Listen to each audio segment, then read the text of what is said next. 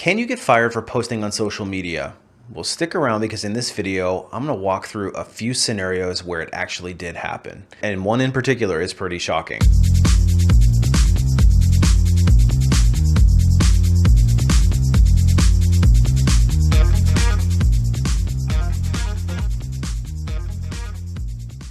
Hey everybody, it's Brian from A Life After Layoff, and today I want to talk to you about the wild, wonderful world of posting online, social media, and your job. So the question has come up, can you be fired for what you post online? And the overwhelming evidence is, yes, you can be. And really, it seems like everybody's online. You've got YouTube, of course, and then the rise of popularity in short form videos like TikTok.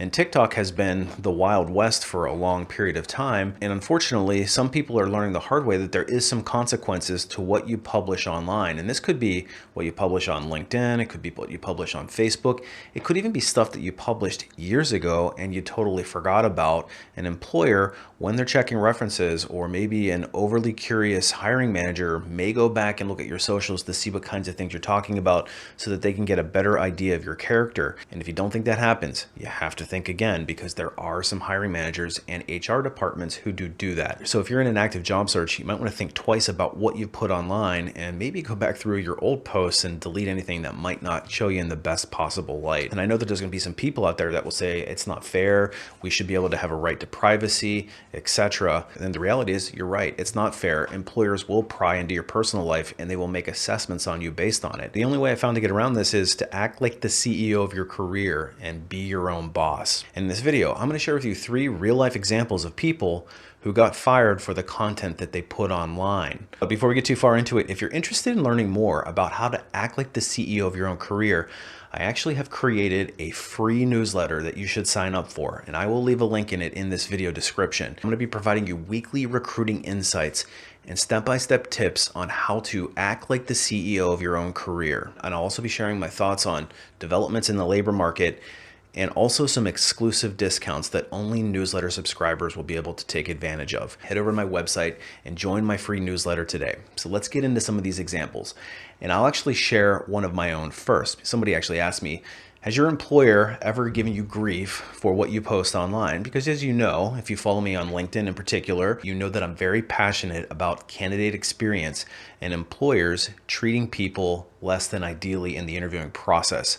So I'm an employee advocate in that regard. And there's even times where I've wondered whether or not I was being too pointed in my criticism of certain aspects of the hiring process. And I did have one instance that came up at the time. I was working for a company doing recruiting, and at the time I made a pretty generic post about employer processes that made people jump through endless hoops. And my boss's boss ended up seeing it and then asking my boss to tell me to take it down. And I'll be honest with you, it rubbed me completely the wrong way, because number one, what I said was not off color in any way, and it wasn't directed at anyone in my company. And in fact, the profile that I posted it from didn't even mention the company that I was working for. And number two, it's part of my personal branding. As I established myself as an authority in the recruiting space, that's one way that I advocate for employees. And I'll always be passionate for candidate experience in trying to improve recruiting processes across the board, because being both a job seeker in my career at different points and being a person on the hiring side, I've seen the best and I've seen the worst of it. So that's what I talked about in that. Unfortunately, my boss understood, but the senior boss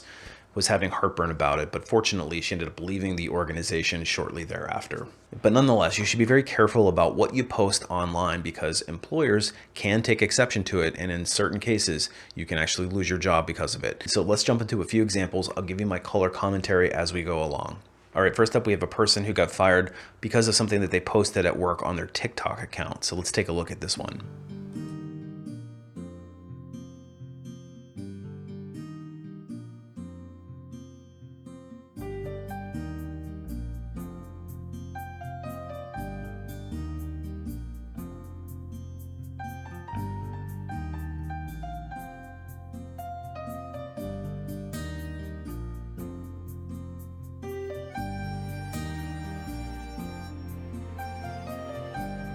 Oh gosh.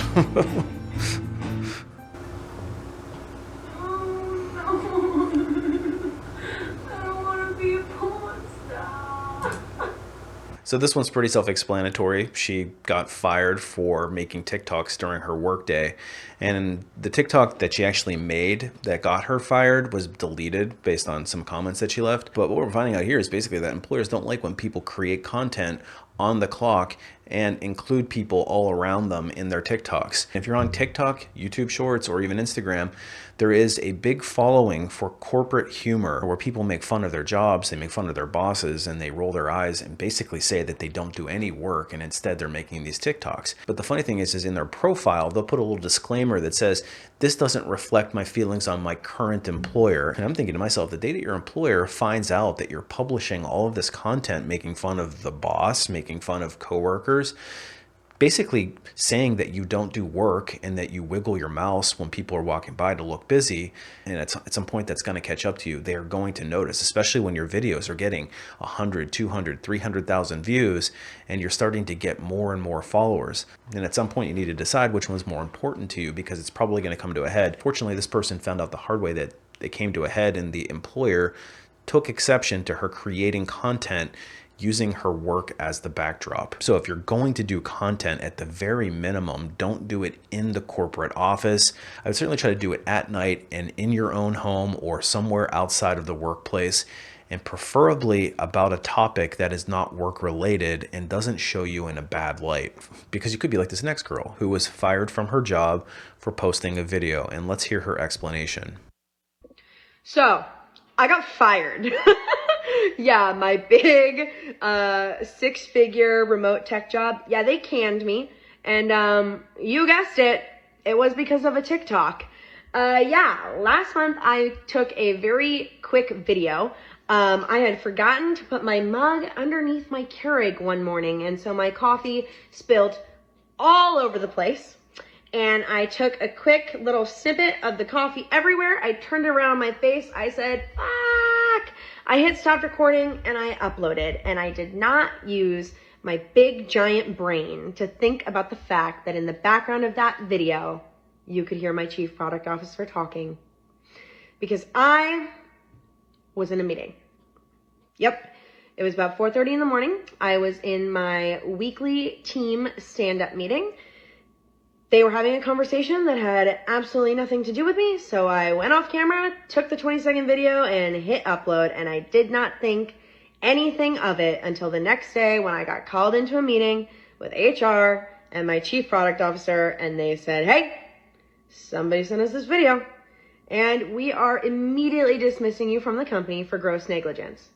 All right, so let's stop there for a second. So she's in a meeting and she decides to leave the meeting to go make coffee. That's probably the first check against her, because her boss has a reasonable expectation to expect her to be participating and attentive in their daily stand-up meeting. However, 4:30 in the morning seems pretty brutal. I'm wondering if she's West Coast and the team sits East Coast and there's a major time zone difference. Regardless, I'm sure she knew of that condition before she started this job, which seems like she gets paid well to do. Number two, she steps away from the meeting to take a coffee break, which she probably should have done before the meeting started. And she has this snafu, but conveniently decides to use this as an opportunity to film herself and her snafu so she could make a funny little TikTok video.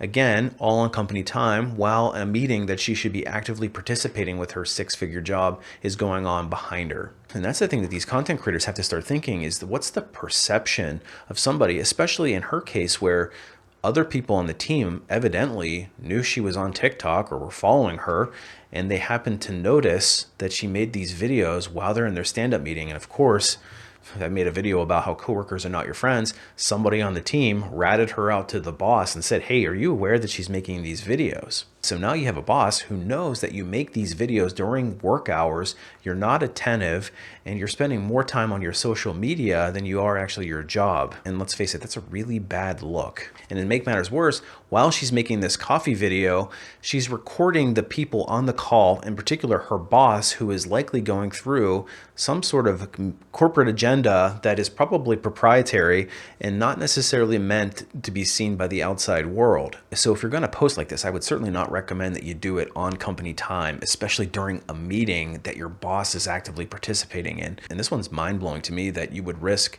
a $100,000 plus year job in tech just to make a stupid 30-second video. Now, the last one is a real doozy, and this one's a multiple part one, so you're going to want to pay attention to this.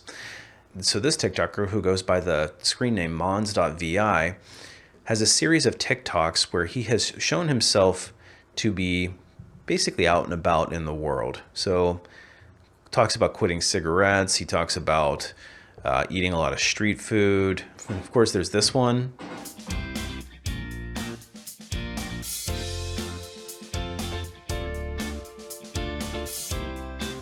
So it looks like he's had a fun evening out, or maybe he's just starting. He's either come from work or he's going to work, one of the two. Hopefully he just came from work.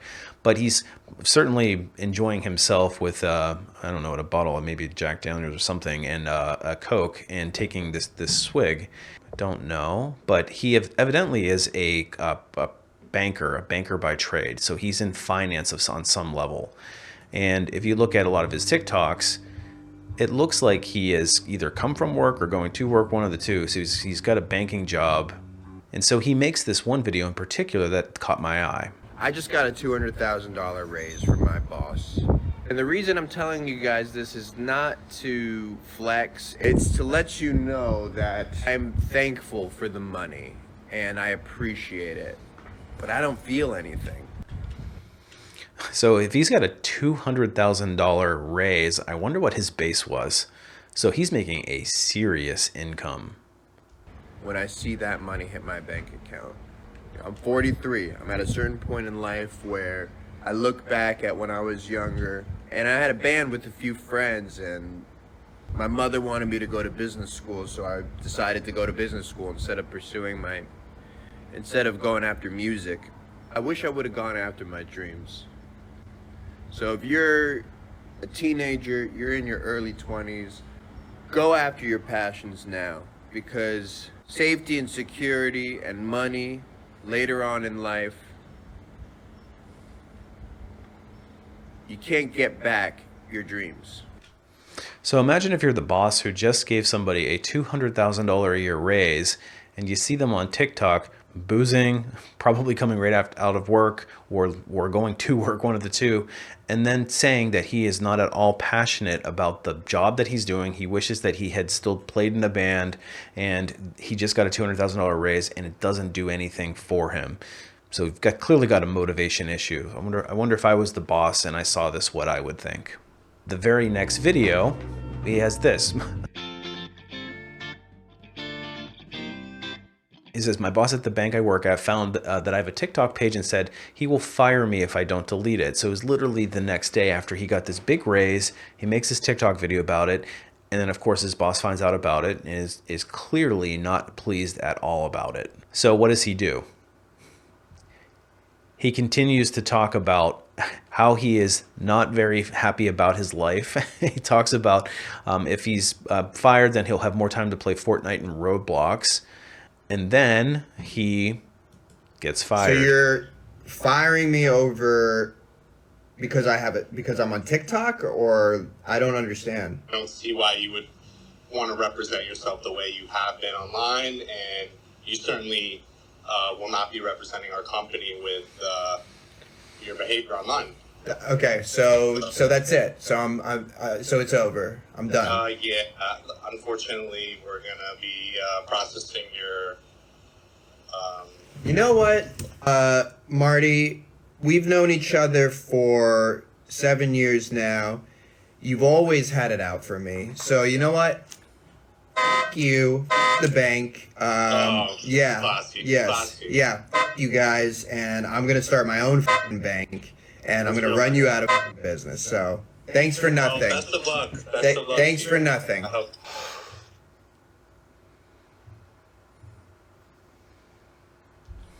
So he's going to start his own bank. He's going to go run the. I'm assuming this is a big bank that can afford to pay him. I'm assuming it's $400K plus for his job. And I mean, you can see how he shows up to work. He looks like he may have either just been on that the drinking bender or what. But if that's how he typically would show up to a meeting with his boss, And if he's really serious about this job, he would have heeded the advice as boss to take down his TikTok. But he seems like he even doubles down and does even more TikToking and talking about how he's so dissatisfied. So the fact that he is even freaked out right now about this is kind of shocking to me, because he knew exactly what was coming his way. His boss even told him that he was in hot water. So unfortunately for this guy, and he does seem like a lost soul who is unraveling, and you never like to see that. But as a result of it,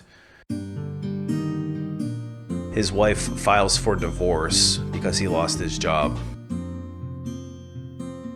So now his wife has left him. He has no job. He is unemployed, and he's now 43. So he's in midlife, and his wife of 13 years, it looks like. So this is a major unraveling, all because of TikTok. And I think there's one more video that he... No matter how much or how often people hurt each other, loving someone is never a waste. No matter how much. So wife divorced, is moving out of the house. She's keeping the kids. So his TikTok, obviously, there's probably been a lot more issues in his career or his personal life than just this event. But I'm sure this was building. The wife was probably dissatisfied on some level. So the poor guy seems to be aloof. He certainly seems like a little bit of a lost soul to me. And unfortunately, his life is unraveling before our eyes. And again, he takes the time to document it all on TikTok. So moral of all of this is that your social media can come back to haunt you, and how you present yourself online can be used against you. So if you decide that you want to post online, just go into it very eyes wide open. I wouldn't necessarily publicize it, but if you put something online, you can almost be certain that at some point your employer will find out about it. So whatever's on there, make sure that it's above the cuff and that it's something that you would feel comfortable them knowing about. The same thing goes with your LinkedIn. I've talked about this previously. If you're going to be posting on LinkedIn, you're going to be engaging on LinkedIn. Be very careful to avoid anything that's politically charged. And we certainly know there's enough stuff out in the world today that it's like landmine after landmine. And they're arguing and trying to convince the other person, telling them how stupid they are and all this stuff. And I'm just sitting there thinking, you do realize that every single recruiter in my network, if I engage on this, everybody in my network is going to see you and what you publish, and you can see it in history as well. And when an employer is going and looking, they're probably going to go click on your profile and see it. And if you're not smart enough to remove that from your profile, an employer is going to see where you sit on a certain issue, and that you go in and you can potentially trash. I've seen people like writing stuff that is so inflammatory, and then their company's listed that they work for a certain company. I'm going like, oh my gosh. If an employer found out that you were saying that stuff and you're advertising that you work for them, it can be a very bad look for the employer. So the employer does have a vested interest in making sure their name's not tarnished. So the moral of the story is that when you engage on things like LinkedIn, make sure that it's very targeted and specific to your industry, that you're adding value, that you're showing your personal brand, and stay away from anything that can be considered very questionable or could pull you in a direction that you don't want to be pulled in. If you know somebody, or maybe you yourself have gotten in trouble with an employer about something that was posted online, leave a comment and let me know what it was. So anyway, that's what I wanted to talk about today. If you need any help in your job search, you can head over to my website. It's a lifeafterlayoff.com. Again, make sure you sign up for that free newsletter, because I'm going to be delivering all kinds of great content on how to act like the CEO of your career. Hey, appreciate you watching. Hopefully you don't lose your job for what you post, and we will see you on the next one.